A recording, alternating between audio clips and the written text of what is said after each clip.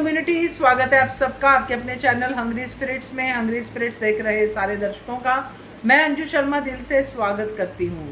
तो आ गई हूँ आपके ऑडियोज लेके, रिव्यूज लेके। इमरजेंसी में फटाफट से शूट कर रही हूँ। यहाँ का मौसम बहुत खराब है, कभी भी लाइट जा सकती है, तो फटाफट से शूट करके आप तक वीडियो जरूर प्रस्तुत करना है। तो यही पकड़ के आपके रिव्यू सुनाती हूँ। पहले वही निवेदन, जिन्होंने अभी तक चैनल को सब्सक्राइब नहीं किया है कर लीजिए। साथ में दोस्तों बेल आइकन दबाइएगा ताकि आपको हमारे वीडियोस के नोटिफिकेशन मिलते रहें।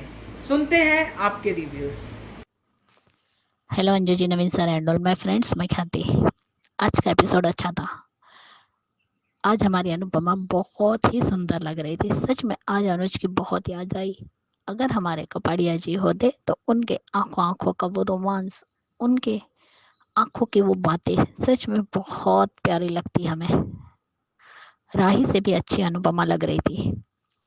और आज जिस तरीके से उन्होंने राघव जी को भी हिम्मत दी कि पुराने रिश्तों को फेस करना आसान नहीं होता, मुश्किल होता है। मैंने भी ये फेस किया है। वो उस वक्त की बात बता रही है जब उसने अनुज को अपने सामने देखा। अतीत को, अतीत से लड़ना मुश्किल होता है, लेकिन जब आपने कोई गलती की नहीं है तो सर उठा के चलिए और आइए अंदर। और तब राघव जी में हिम्मत आती है और वो अंदर आते हैं। और वाह क्या बात है हमारी शेरनी प्रार्थना, आज जाके तुमने आवाज उठाई है। क्यों पराग कोठारी, जब तुम्हारी बेटी चिल्ला चिल्ला कर कह रही थी कि वो इस परिंदे के साथ, इस हैवान के साथ मुझे नहीं रहना है, ये मुझे मारता है, मैं दर्द सहते सहते थक चुकी हूँ, तब तो तुमने अपनी बेटी पे विश्वास नहीं किया और आज कह रहे हो कि तुमने हमसे बात क्यों नहीं की। किस मुंह से बात करती तुम्हारी बेटी जब तुम्हें अपनी बेटी पे विश्वास ही नहीं था। सही कहा प्रार्थना ने, आपको विश्वास कहाँ था मेरी बातों पर। आपको तब विश्वास आता या तो मैं भाग जाती या फिर मैं मर जाती जहर खा के। इतनी बड़ी बात तुम्हारी बेटी ने कह दी, अब तो कुछ शर्म करो पराग कोठारी कि तुम्हारी बेटी कितने दर्द में है। तुम एक बाप के फर्ज से चूक गए हो। आज मुझे प्रेम की वो बात आई कि आप एक हस्बैंड फेलियर है और एक पिता फेलियर भी है, और तुम सच में आज पिता बनने में फेल हो गए। खुद की बेटी का दर्द, आंसू कुछ नहीं दिखा तुम्हें। वाह, आज तो वसुंधरा की बेइज्जती उसी के घर में, उसी के फ्रेंड के सामने हुई जब उन्होंने कहा कि ये तो तुम्हारा दामाद है जिसने, जो खूनी है। तब अनुपमा का कहना कि पंखुड़ी जिंदा है और राघव जी ने कुछ नहीं किया है, वो बेगुनाह है। इससे कहते हैं बेइज्जती में लपेट कर जूते मारना। और वसुंधरा कोठारी यही डिजर्व भी करती है। और आज तो हमारी लीला बात तो वसुंधरा से भी स्मार्ट लग रही है। क्यों ना हो, क्योंकि लीला बा का इन लोगों की तरह खोखला दिखावा नहीं करती है। इनके तो नाम बड़े हैं और दर्शन खोटे हैं वसुंधरा कोठारी के, लेकिन लीला बा जो है सामने है। आज तो बेचारा पटाक कोठारी फंस गया जब वसुंधरा और लीला ने कहा कि सबसे ज्यादा खूबसूरत कौन लग रहा है। और शुक्र है बापूजी आ गए और पराग कोठारी बच गया। और क्या कहा तुमने पराग कोठारी, मेरे बेटे शेर हो, शेर को दहाड़ मारनी चाहिए। तो ये क्यों भूल गए कि ये तुम्हारी बेटी है, तो तुम्हारी बेटी भी एक दिन शेरनी की तरह दहाड़ तो मारेगी। और वसुंधरा कोठारी को और कुछ नहीं आता है, सिर्फ अनुपमा पे इल्जाम लगाना आता है। आपने उसे कहा अरे तुम्हारी प्रार्थना क्या दूध पीती बच्ची है जो अनुपमा उसे बहलाएगी तो तुम्हारी पोती बहल जाएगी और उसके बहकावे में आ जाएगी। वसुंधरा कोठारी बोलने से पहले कभी कुछ सोचती नहीं। और गौतम, तुम किस शरीफ मुंह से इतना ड्रामा कर रहे हो। वो कहते हैं ना, चोर चोरी करता है और खुद ही चिल्लाता है चोर आ गया चोर आ गया, वैसा गौतम का हाल है। खुद ने इतने पाप किए हैं, एक अब्यूसी हस्बैंड होते हुए भी आज शरीफ बन रहा है। और आज अंश ने बहुत बड़ी गलती कर दी।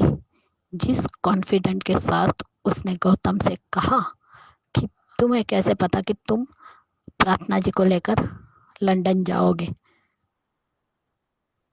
उसे ये कॉन्फिडेंट दिखाना ही नहीं चाहिए था।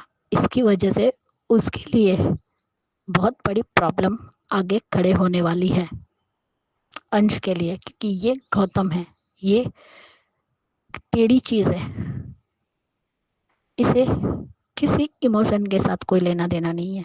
ये गलत काम जरूर करेगा, अंश को कुछ न कुछ तो जरूर करेगा, जिसकी वजह से ही अनुपमा गौतम का गिरेबान पकड़ेगी। डांस वगैरह भी अच्छा ही था और प्रेम ने धर राय को जो चैलेंज दिया था वो भी जीता, वो सब ठीक था, लेकिन प्रार्थना का स्टैंड लेना अच्छा लगा। अभी और बोलना तो बाकी है। वसुंधरा कोठारी बार बार भूल क्यों जाती है कि ये अनुपमा है।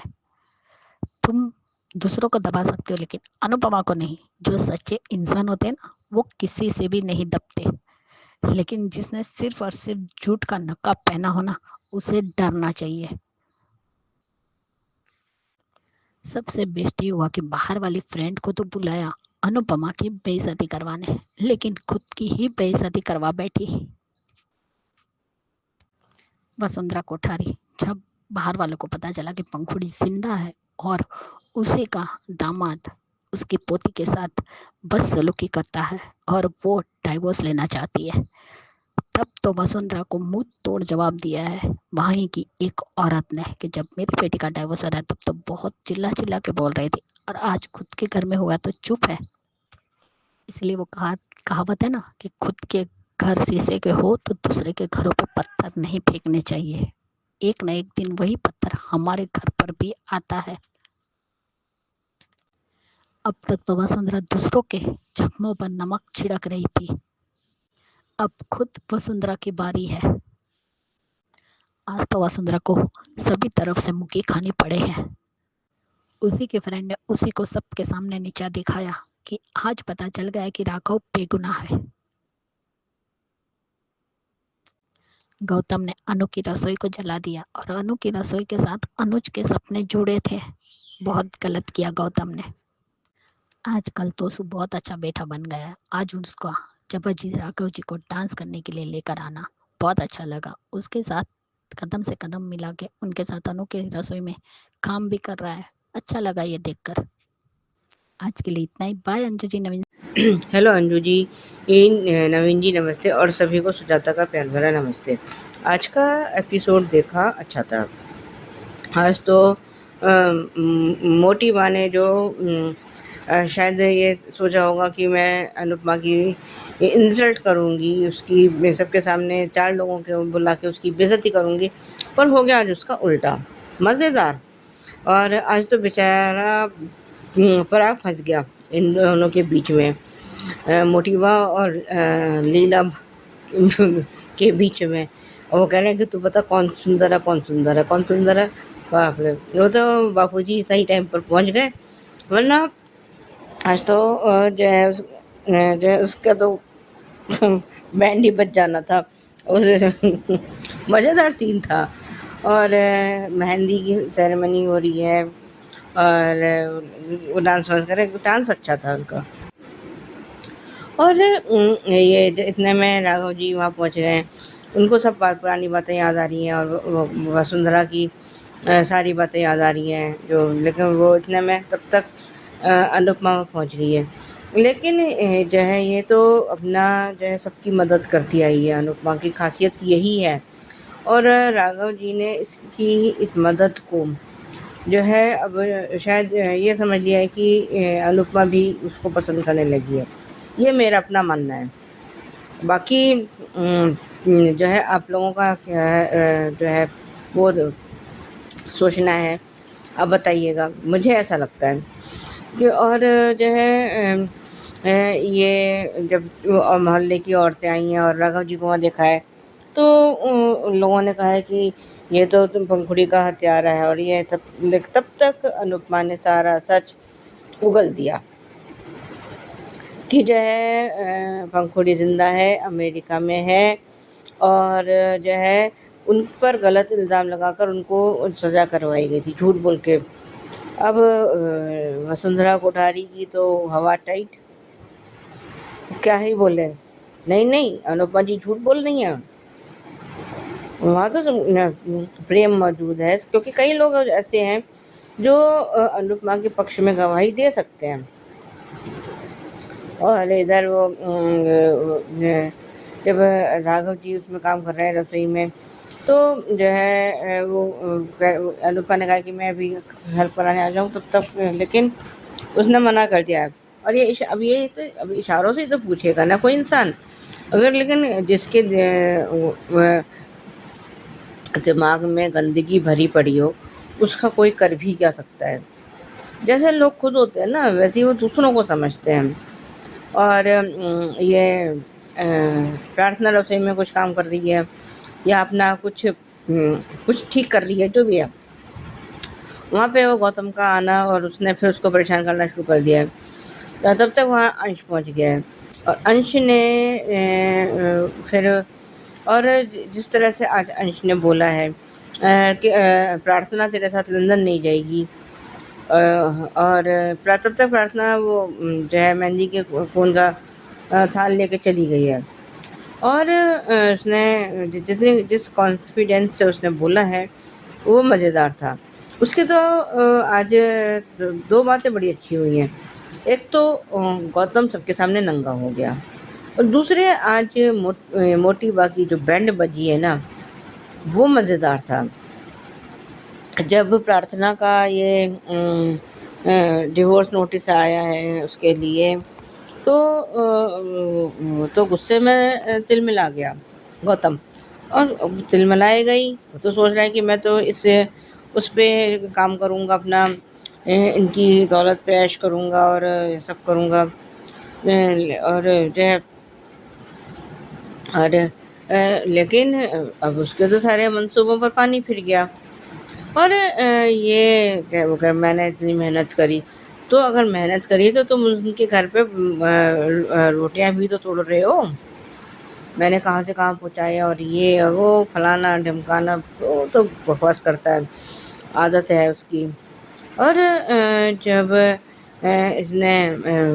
पता चला है कि ये डिवोर्स इसने फाइल कर दिया है और अनुपमा ने इसका साथ दिया है, तो उसने पराग ने और उसने मोटिवा ने हमसे क्यों नहीं कहा, अरे तुम लोग होते इस लायक तभी तो वो कुछ कहती आके, तुम लोगों ने कौन सा उसके लिए कोई रास्ता छोड़ा है। वो क्यों मतलब वैसे देखा जाए तो अब अनुपमा भी अपनी ही है, लेकिन फिर भी जितने अपने ये लोग थे उनके पास न जाकर उसने अनुपमा से क्यों मदद मांगी। क्या किसी ने भी ठंडे दिमाग से ये सब सोचा है? नहीं। बस लेकिन एलिगेशंस लगाने पर वो लगाने पर तुले रहते हैं। और ये जब मोटिवा ने उसको फिर ब्लेम कर दिया कि आपने हमारे घर में ये कर दिया, और तो जब 2-3 औरतें जो आई हैं, उन्होंने उनमें से एक ने कहा कि जब मेरे घर में मेरे बेटी का तलाक हुआ था तब तो आप बड़ी भर भर के बोल रहे थे, अब क्या हो गया?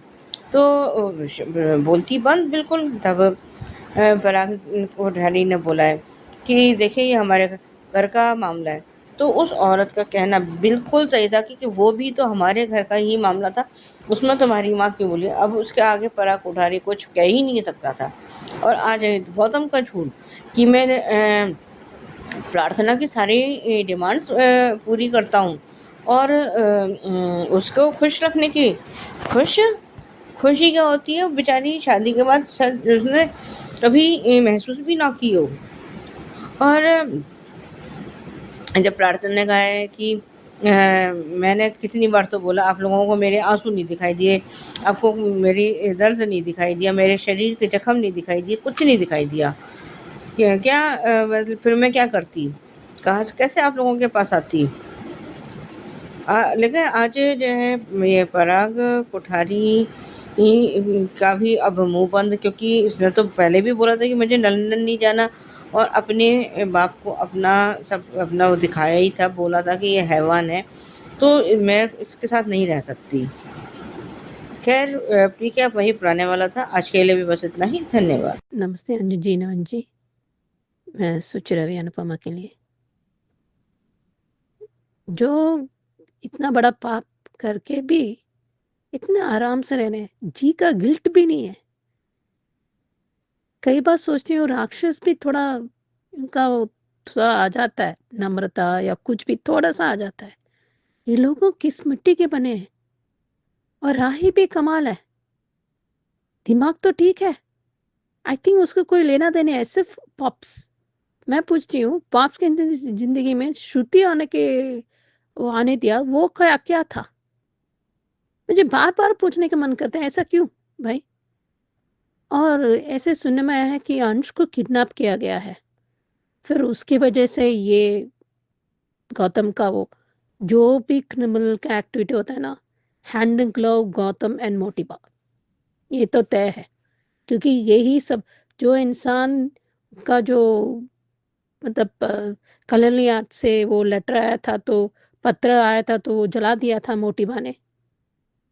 तो जब वो कह सकती है, झूठ बोल कर पाप छुपा के उसको अपनी बेटी को अमेरिका में भेज दिया, और कौन से केस में लगा दिया, खून का इल्जाम। आप झूठी शान के लिए कुछ भी कर सकते हैं, तो ये तो कुछ भी नहीं है। और तलाक क्या है, क्यों लिया है, क्या लिया उसको? आप जानते थे, आप दखल देते थे। एक शादी क्या, इमोशनल मैनिपुलेशन हर वक्त डालो, हर स्थिति में रहते हैं। सीरियसली मैं बोलती हूँ, जब बार बार बोलती है, 1000 बार बोलती है, ये लोग पिक्चर लेके क्यों नहीं दिखाते कि गौतम ने ऐसे किया है? इतनी घटिया इंसान है, उसको कोई वैसे भी अपनातना से लेना देना है, सिर्फ पैसा कोतारी। जो भी कुछ भी करूं कोई पूछना नहीं चाहिए, मैं लाते मारूं, खून कर दूं, कुछ भी करूं, मनमानी करूं, कोई कुछ नहीं पूछ सकता। एंड हैंडल इसलिए गौतम के हाथ में ये दे देता है, क्योंकि अनिल स्ट्रेट फॉरवर्ड है, उस बलि का बकरा बनाना है, यही तो काम है, झूठी शान के आगे में। और पराग मुझे समझ में नहीं आता, मुझे ये डबल स्टैंडर्ड की हद है, मुझे ये समझ में नहीं आता।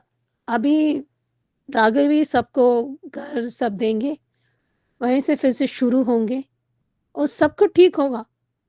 और लीला बात तो कमाल है, बस एकदम मुंह सुन हो जाता है। ये अनुपमा भी ना कुछ भी कोई, लेकिन चले चले यदि प्रेम क्यों गूंगा गूंगा गुड्डा जैसे बनता है? ये लोग क्यों चुपचाप बैठे हैं? क्यों नहीं आवाज लेते? और आर्यन, मुझे समझ में नहीं आता, अपनी बहन के लिए ये लोग खड़े नहीं हो पाते, तो ये लोग क्या है, किसके लिए? बस माफी मांग ली, खत्म हो गया। अच्छा सीन था, मैं नहीं कहती हूँ अच्छा नहीं था जो उसने राघव से किया था, हीरा है, पर हीरा का मतलब मुंह नहीं खोलना है, गूंगा गुड्डा बनना है। अभी देखते हैं आगे क्या होता है, बट इट सीम्स इसकी वजह से मेमोरी लॉस नहीं होगा। ऐसे वो दोनों वेज में हो रहा है, but it seems illogical ways of Aryan की मौत एंड मारिन की मौत किसकी वजह से, कनेक्शन में तनुज का था क्या, क्या पता है। अरे नहीं, हार मान के एक बहुत ही नेगेटिव टॉलरेट हुआ था, अब एक और नहीं, हमसे बर्दाश्त नहीं होगा। देखते हैं। अभी डबल स्टैंडर्ड बात मुझे बहुत अच्छा लगा कि स्टैंड लिया था, जो गलत होके भी इतना पाप करने के बाद इतने अकड़ में रहते हैं, सही होके भी क्यों डरना? राघव जी को उस खानदान में सम्मान ले आने के लिए, उनके हित का सम्मान लेने के लिए लेके आई है। वो गलत नहीं थी, टाला जा सकता है एक पल तो सोचे तो, पर दूसरे पल में क्यों, उनके हिसाब से क्यों जिए? तमाशा वैसे भी पता तो चलने ही वाला था। वो आप बेटी के खून में अंदर ले आया, इन्वेट किया, कौन से दूध के धुले हैं? वैसे भी बड़ा चढ़ा, इसलिए बदले के भाव में उनकी गलत। मैं क्या कहती हूँ, जितना आप नेगेटिव करते हैं, ये सब अपने खानदान के हित में करते हैं, जितने भी गलत चल करते हैं, उनको उल्टा ही वही भारी होता है। उनका ये गौतम का वो उसका भी पैकअप होने का टाइम है, क्योंकि हमेशा ये लोग विलन्स है ना, तो थोड़ा वो इतना खराब से हंसते हैं, फिर आते हैं, फिर चले जाते हैं। तो ऐसे होने वाला है। पर अंश का जवाब ही नहीं है। ये अंश दिल में जो भी है बोल देता है, वही प्रॉब्लम है, उसे बोलना नहीं चाहिए था, क्योंकि ऐसे वो गलत नहीं है, क्योंकि उसको साम सूंघ जाता है। तो वैसे भी उनको पता चला जाता कि मैं उन्होंने कोई उकसाया नहीं था, वो सही बात थी। एंड देखते हैं बात के बाद, इसलिए बीच-बीच में राही आ गई थी। ये लोग सबके सब नाच रहे थे। ही डज़न्ट उनको अकेला होना नहीं चाहता, इसलिए वो सबके जित में सबके ले आती है अनुपमा। उसकी वजह से ये लोग गलत सोचते हैं। बस अपनी माँ से वो 2 साल की बच्ची है क्या अनुपमा? सबके साथ ही तो नाच रही थी। ये क्या मन का मेल कब निकालेंगे ये लोग, मुझे समझ में नहीं आता। जब तक अब मन के मेल में है तो प्रॉब्लम है, नहीं है तो कौन है? दुनिया वैसे भी हाँ, इसलिए नहीं तो कुछ है, इसलिए वो अलग हो गए, इसलिए वो हो गई, कुछ ना कुछ बात करना है, उनके काम है। तो लोगों का काम है कहना, तो इग्नोर करो। उनके क्या है? 10 बार बोलेंगे, 1 बार आपको क्या? उसने अच्छी तरह से बता दिया, उसको हित का सामान मिलना चाहिए, इसलिए ये सब के कोई गलत बात नहीं है। वो तो हिम्मत होना चाहिए ये सब करने में। देखते हैं आगे क्या होता है। हेलो एचएस मेंबर्स, मैं अंजू मिस्त्री। आज का एपिसोड धमाकेदार, मज़ेदार, बहुत अच्छा था। मैंने बहुत इन्जॉय किया। इसमें फुलझड़ी, पटाखे, एटम बम, लक्ष्मी बम सब फटा। और क्या कहूँ, बहुत अच्छा लगा मुझे। मोटी बा और लीला बा के बीच सुंदरता का मुकाबला, जिसमें पराग फंस गया। बेचारा कौन किसको कितना रेट देता, अपनी सगी माँ को या लीला बा को? कोई सुनने वाला थोड़ी था। राघव की एंट्री कोठारी निवास में आते ही उसका दम घुट गया। पूरा फ्लैशबैक में चला गया वो। लेकिन मुझे एक बात समझ में नहीं आती कि ज़बरदस्ती अनुपमा उसे उस दम घुटने वाली सिचुएशन में क्यों डाल रही है। गेट से सामान ले लो, उसे जाने दो। पैनिक अटैक दिलवा के कोठारी की मेहमान नवाजी क्यों करवानी तुमको? माना तुम्हारी बेटी का ससुराल है, लेकिन घर तो कोठारियों का है ना। कोठारी के घर में तुम किसी और को मेहमान कैसे बुला सकती हो बिना उनकी परमिशन के, जब वो पहले ही मना कर चुके हैं? थोड़ी तो रखनी चाहिए ना हमने की इज्जत। मतलब फैमिली फंक्शन में राघव को देखते ही सबको कुछ गड़बड़ हो जाने का डर पैदा करके, मूड ख़राब करके, ये सब करा के बेटी की मेहंदी बिगाड़ने की प्लानिंग कौन करता है? ये सिर्फ अनुपमा ही कर सकती है, या अनुपमा के कान्हा जी कर देते हैं। राघव को देखते ही सबके चेहरे के 12 बज गए। मुझे पता नहीं क्यों ज़बरदस्ती अच्छी नहीं लग रही अनुपमा की। और दूसरा कि सब ने जब राघव को पहचाना तो अनुपमा ने राघव की इज्जत बढ़ाई और कोठारी की घटाई, या यही कहूँगे उतरवाई। सच्चाई साबित हो गई। ये बता दिया अनुपमा ने कि राघव जी की बीवी जिंदा है और वो अमेरिका में, और इनको झूठे इल्ज़ाम में कोठारियों ने फंसाया था। यानी अनुपमा ने कोठारियों की इज्जत पतंग की तरह चगाई और काटी। कोठारियों ने जेल भी भेजा था, ये भी बोला, वो भी गलत इल्ज़ाम में बेचारे के 20 साल बर्बाद कर दिए। इन सब के बाद वो जो फैमिली सॉन्ग था, क्या कहते हैं, मेहंदी का सॉन्ग था, आर्यन और माही का, वो फिर लंदन ठुमकदा, ये सारा संगीत मैंने बहुत इन्जॉय किया। बहुत टाइम बाद माइंड फ्रेश हुआ। गीत संगीत में इंसान इन्जॉय करता ही है, मैंने भी कर लिया, अच्छा लगा। अनुपमा का डांस भी बहुत अच्छा था। बा और वसुंधरा की जुगलबंदी भी अच्छी थी। ऑल ओवर आज मैंने बहुत इन्जॉय किया एपिसोड। सबका परफॉर्मेंस अच्छा था। और बीच फैमिली फंक्शन में राही और प्रेम का जो रोमांटिक सीन था वो रिक्रिएटेड था। ये पहली बार शायद मान ने किया था किंजल की गोद भराई में। लाइट चली गई थी, ऐसा कुछ तो था, पर वो ज़्यादा इंजॉयबल था, ये फालतू लगा। और जैसे कि अनुपमा को डर था प्रार्थना का साथ देने का, संगीत के भरी महफिल में, भरे फंक्शन में बवाल तो होना ही था। कान्हा जी की और अनुपमा की पूरी फुल प्रूफ प्लानिंग थी। और लगे हाथों वसुंधरा की ही फ्रेंड्स ने वसुंधरा की खानदानी खून के चिथड़े उड़ा दिए। सवाल पूछ के कहाँ गया तुम्हारा खानदानी खून, हमारे खानदान में डिवोर्स नहीं होता, तुमने मेरे को ये बोला वो बोला। नाइस। और बात तो सही बोली, दूसरों को ताने के पत्थर मारेगी तो उल्टे उड़ के तो आने ही वाले हैं, पहाड़ बन के। आज प्रार्थना की एक्टिंग भी अच्छी लगी। कल क्या हुआ तो हम देख ही लेंगे, होगा तो धमाकेदार ही।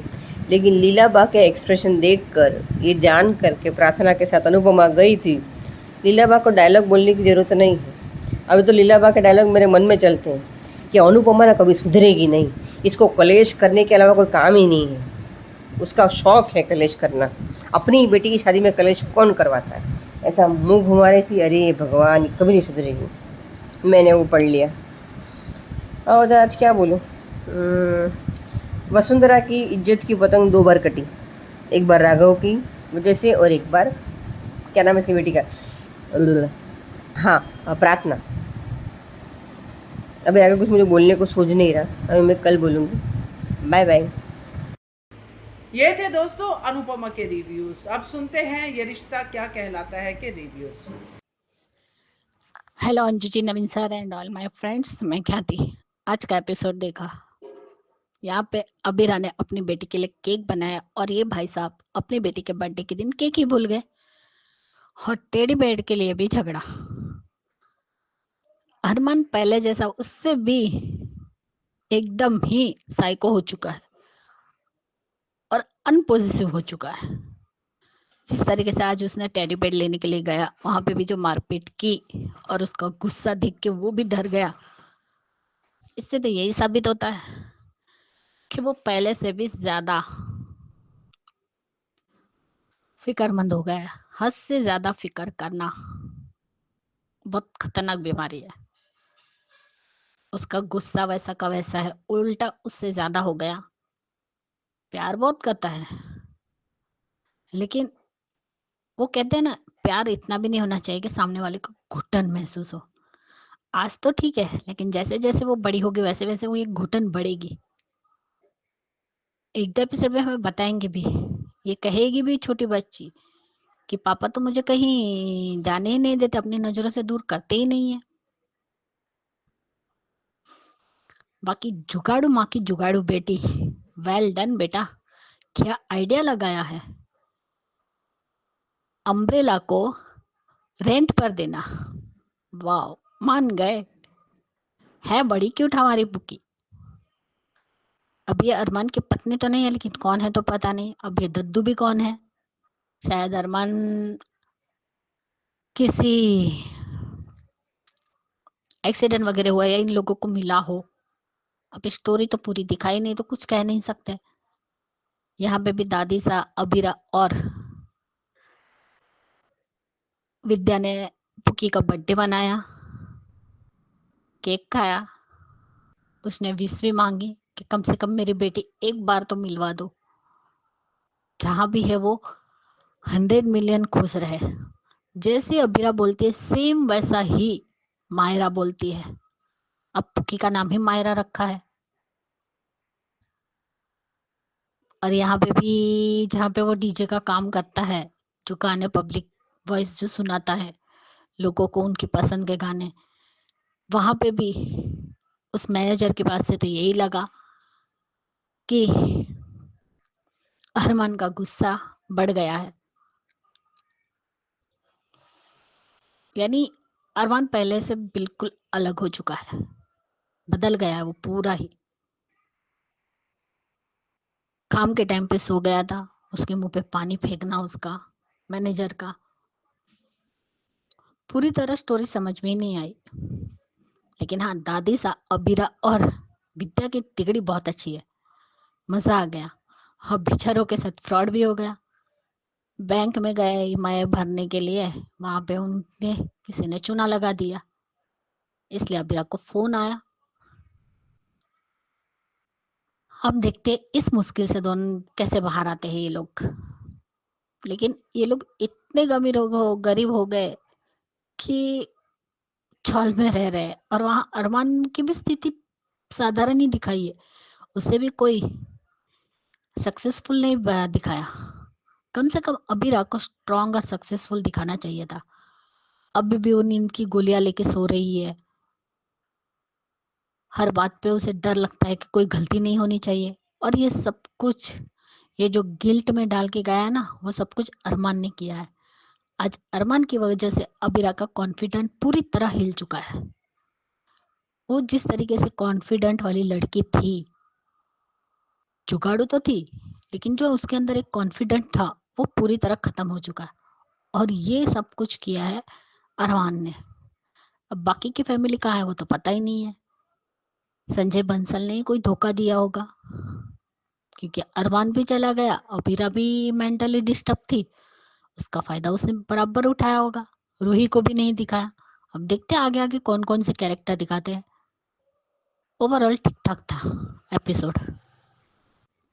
और दद्दू की एक्टिंग, वाव, मजा आ गया। मायरा की तरफ के स्टोरी में मजा आता है। बच्चों की शरारतें, दद्दू का सोना और डराना बच्चों को कि श्वास भी नहीं ले रहे। तब मायरा का कहना कि केक, तो उनका उठ जाना केक ना लाने पर। उसका नाम क्या है, शिवानी है क्या है लेडीज का, उसने घर पर केक बनाया और कहा कि तुम लेकर आए हो कहना। जैसे पहले कहता था मैं ये नहीं कर पाया, मेरी गलती है। अरमान का हाल वैसा का वैसा ही है जैसा वो पहले था, लेकिन अच्छा दिखा रहे हैं। यहाँ पे तीनों की तिगड़ी और यहाँ पे बच्ची की मासूमियत और उसके शरारतीपन। अच्छा है एपिसोड। देखता है अब आगे कैसे कैसा कहानी चलती है। आज के लिए इतना ही। Bye Anju ji, Naveen sir, good night. और हाँ, हमारी दादी साहब का मॉडर्न तरीके से पुकी के बर्थडे विश देना अच्छा लगा। Bye guys, good night. Thank you so much आप सबका इतने प्यारे प्यारे इतने अच्छे रिव्यूज़ भेजने के लिए। सो कुछ भी हो जाए, आपके रिव्यूज़ नहीं रुकेंगे, आपके रिव्यूज़ सबके सामने आएंगे ही आएंगे। मौसम कैसा भी हो, हालात कैसे भी हो, आपकी आवाज़ मेरा फ़र्ज़ है लोगों तक पहुंचाना, तो मैंने पहुंचा दी। बाकी आप लोगों की बारी है कमेंट करने की। कमेंट कीजिए कैसा लगा हमारी बहनों का ये रिव्यू, ज़रूर बताइएगा। Keep watching Hungry Spirits channel. Thank you so much.